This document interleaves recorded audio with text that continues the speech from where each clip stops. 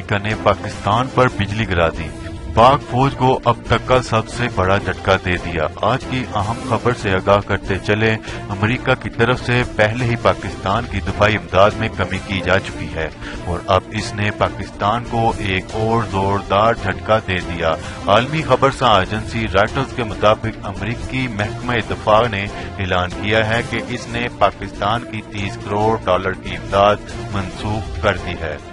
اس سے قبل ٹرمپ انتظامیہ نے پاکستان پر دہشت گردوں کے خلاف مؤثر کارروائی سے گریز کرنے کا الزام عائد کر کے یہ امداد روک دی تھی۔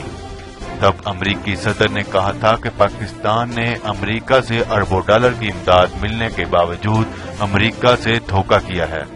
رپورٹ کے مطابق پینٹاگون کے ترجمان کا کہنا ہے کہ پاکستان کی جو $30 کروڑ کی دفاعی امداد منسوخ کی گئی ہے، امریکی فوج اب یہ امدادی رقم دیگر فوری ضرورتوں پر خرچ کرے گی۔ انہوں نے مزید بتایا کہ پاکستان نے امریکہ کی ساؤتھ ایشیا اسٹریٹجی میں تعاون کرنے سے گریز کیا اور اپنے ملک میں دہشت گردوں کے خلاف کارروائی کرنے سے بھی اجتناب برتا، جس پر اس کی امداد منسوخ کی گئی ہے۔ واضح رہے کہ امریکی وزیر خارجہ مائک پومپیو کچھ ہی دنوں میں پاکستان کے دورے پر آنے والے ہیں، جس میں وہ نو منتخب وزیر اعظم عمران خان سے بھی ملاقات کریں گے۔